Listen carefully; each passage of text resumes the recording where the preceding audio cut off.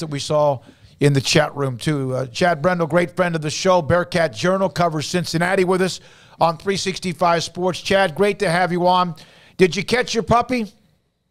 We got him. She didn't make it too far, but it was one of those open the door to let the other dog out, and she saw the opening, and boom, she was gone. Every human who's ever owned a dog, a puppy, can relate exactly what, and then it's just like fear for like however long it takes you to try to chase it down.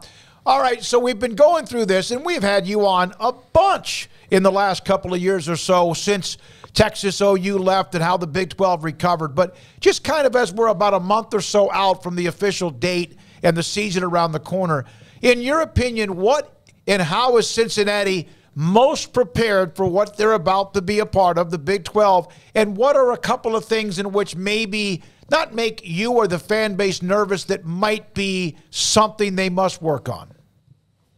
I think facilities-wise, they're very, very ready. I mean, I don't know if you guys saw the pictures or not, but the renderings came out yesterday for their new $120 million practice facility, and it is gorgeous. And Nippert Stadium has been renovated. Fifth Third Arena has been renovated. Essentially, in the past 10 years, they've spent $300 million on facilities. So I think from that standpoint, they're absolutely going to be there. You know, football right now is a concern. A little. You know, you had it rolling under Luke Fickell. Luke leaves, and you bring in Scott Satterfield, who is a little bit different personality, a little bit different style of coach. But, I mean, I think the thing that people are not really considering when they talk about Scott Satterfield, you know, he had his big glow up at Appalachian State. And then for whatever reason at Louisville, it was okay, but it just never popped. If he's going to do this a long time, like, he's got to get it right now. So I think he does have that, you know, advantage to it. He's still in his 40s, getting, you know, so a younger guy, but the instability is going to make UC fans a little bit extra cautious just because it's going to be new. And when you're dealing with something like going, you know, up a level, you'd rather have old, especially when old took you to the college football playoff. Chad, how much concern, especially immediately on this season, comes from the fact that, look, Ben Bryant's gone. I know that, you know, they kind of went through the ringer and the ups and downs with him, but it's Emory Jones, and the quarterback position is pretty unsettled for year one in the Big 12. Yeah, I mean, you've got to obviously have your eyebrows raised quite a bit because you don't know, you know, exactly what you're going to get. And it becomes even harder to tell when you've got a dual threat quarterback because, you know, if you've got a passer, something like spring practice gives you a pretty good indication of what you're dealing with. When you got a guy that runs, it's a lot more difficult because nobody's live in spring practice. So, you know, is he going to go back to where he was at Florida, where he was a little bit more of a dual threat guy? If you look at Emory Jones when he was at Arizona State, they hardly ran him at all. I mean, he almost was a pro style, which for a guy with that kind of athleticism doesn't make a whole lot of sense to me. But, you know, things weren't exactly stable in the Herm Edwards era at Arizona State. So it's going to be interesting because they lost almost their entire wide receiver room. I mean, they have one returning scholarship wide receiver. So you're completely remaking your wide receiver room. You're pretty good at running back, but you've got two tight ends, one drafted, one signed as a free agent in the NFL. So, you know, in terms of what he's going to have as pass catching options, nobody's really 100% sure. I liked what I saw from a couple guys, you know, a couple of the transfer guys that they brought in this spring, but until the bullets start flying, it's a mystery a little bit. So who knows? I'm guessing you're probably going to see Cincinnati run the ball, and Scott Satterfield's a read option, outside zone, primary offensive mind. So I think you're going to see Cincinnati probably run the ball 30, 35 times, at least as they find their footing early. Chad, for those of us who don't keep up with Cincinnati as closely as you do, what led to that vacancy, so to speak, in the wide receiver room? Was it transfer portal? Was it just attrition with the coaching change? What led to just having that little amount returning? A little bit of everything. I mean, you had 2 draft picks in Trey Tucker and Tyler Scott, one in the 3rd round, one in the 4th round. So that left you a little thin. And then the year before that, they lost Alec Pierce to the Indianapolis Colts in the 2nd round. So that was your kind of top of the roster wide receiver rotation for 2 years. And then the guys that were supposed to be kind of coming up behind them entered the transfer portal. So you had a situation where you felt like you had pretty good depth in that room, and then, everything kind of exploded pretty quick, and you had to start over. And that's never an easy feeling for any coaching staff to have, especially wide receiver, where you got generally 11, 12 scholarship players, and you arrive on campus and there's one. You don't feel great about yourself in that moment. Chad, what game are Cincinnati fans looking at the most, as far as the one that excites them the most? They have Oklahoma on their schedule. Is that it? Oklahoma at Nippert Stadium. I mean, that's always been, when Cincinnati's played the Oklahomas and Ohio States of the world, those games were always at Paul Brown Stadium, where the Bengals play, but Paycor Stadium now, or Pay Joe Stadium now, as we like to call it, here in Cincinnati. Those games always got moved, so they've never really had that, marquee national brand at Nippert Stadium. And so Cincinnati fans are going to be pretty fired up for that one. And it's interesting because, I mean, I guess Oklahoma's supposed to be good, but they weren't good last year. Right. And, maybe that's a chance. You talk about really, getting people behind the beginning of the Scott Satterfield era. You beat Oklahoma in Nippert Stadium, people are going to start feeling pretty good about where things are headed. Chad Brendel, Bearcat Journal, with us on 365 Sports, and we've kind of looked at the game, the position.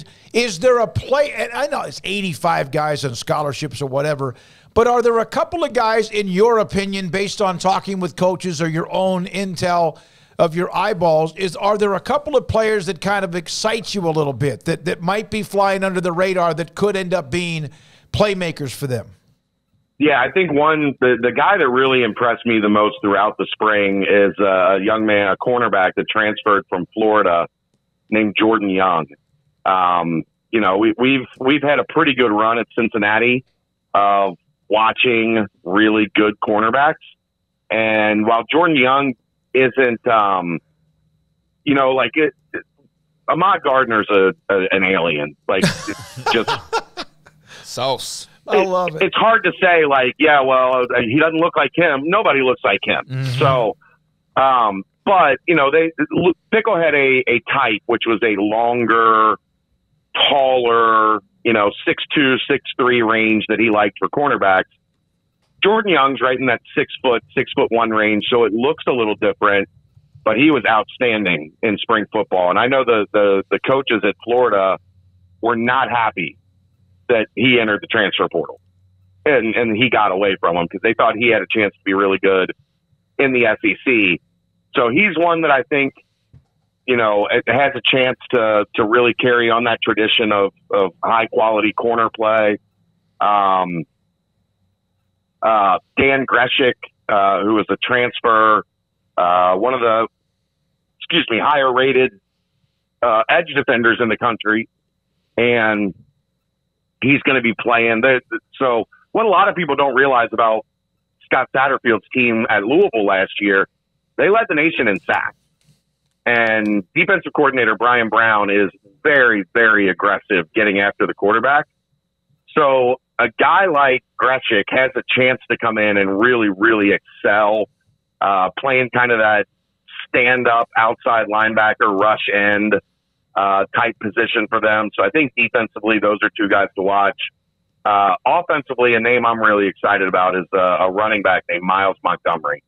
I thought he probably should have played more last year, but he's more of an outside speed guy, and that fits what Scott Satterfield does with his outside zone system. So I think Miles Montgomery and then Corey Kiner is the other guy. Those are probably going to be your 1 and 1A at running back. And I think there's a chance for both of them to be really good. Wide receiver, I don't know. There is a tight end to keep an eye on. His name's Shimon Mateer. He's 6'5", 260 pounds, and runs, high 4.4, low 4.5 for a guy that size. And if he can put it together, he was injured last year, dislocated his shoulder early in the season, and I thought he had a chance to kind of make a little bit of a name for himself and get some momentum going towards the end of the year, but unfortunately he missed a lot of time. But I do think that's going to be a name in the passing game, especially if you're not comfortable at wide receiver yet. You have that safety valve at tight end, and you can play him in line. You can play him out in space a little bit. So as far as pass catchers, that's my best bet for kind of a breakout guy as well. Cincinnati's football history with, like, even going back for someone my age, Joe Morrison, who played with the Giants, who was a fantastic player, Trent Cole with the Eagles, Brig Owens with Washington, I think it was. But, yeah, But now that you have the Kelsey brothers in what they've done and now Sauce Gardner, are those the three names that carry some weight? Desmond Ridder carry weight when it comes to Cincinnati, leaning on them to discuss what can happen if you come to Cincinnati? Yeah, I mean, the answer is nobody, but, I mean, arguably, Cincinnati's got the best player at 3 different positions in the NFL. And, Sauce, you can make an argument he's not quite there yet, but he's certainly up near the top of that list. Mm-hmm. Travis Kelce's unquestionably the best tight end in the country, in the NFL. And Jason Kelce, you could make every argument possible that he's the best center in the NFL. So that's a pretty hot streak for one place, especially a place that, was not in the power structure, was operating outside the system, to still be able to do that. Yeah, you can bank that there's a lot of pictures of those guys around the building. And Sauce still comes around. Sauce is at the spring game. Like, if they're out of season, Sauce just hangs out in Cincinnati. So imagine being a recruit, and especially a cornerback recruit. You come to spring practice one day, and all of a sudden you're just standing next to, one of the budding stars in the NFL, talking shop, and that has had a lot of ripple effect on their recruiting targets that say, hey, it can be done here, and I can not only make it to the league, but be a potential star in the league. Chad, we appreciate you, man, the friendship and what you also have brought to the table when it comes to our show. I know it's been a tough year for you with the loss of your wife, Kelly, who inspired so many people. We love the information we've had from you every time we've had you on the show. Can't wait for the conference to actually officially begin. And thanks for your insight. And when you have the door open and there are dogs and a puppy, you have to pick the puppy up first. Yeah, the hook wouldn't go on to let the other dog out, so it took me that extra split second, and that's all she needed, boys. She saw an opening, like a running back that sees that crease and takes it 80 yards to the house. She was gone. We'll get an offer from Satterfield here very, very soon. Thanks for your time, man. Appreciate it. Great Appreciate it, guys. Talk Chad soon. Brendel, Bearcat, 247 Sports Bearcat Journal on the Bearcats. I love his insight.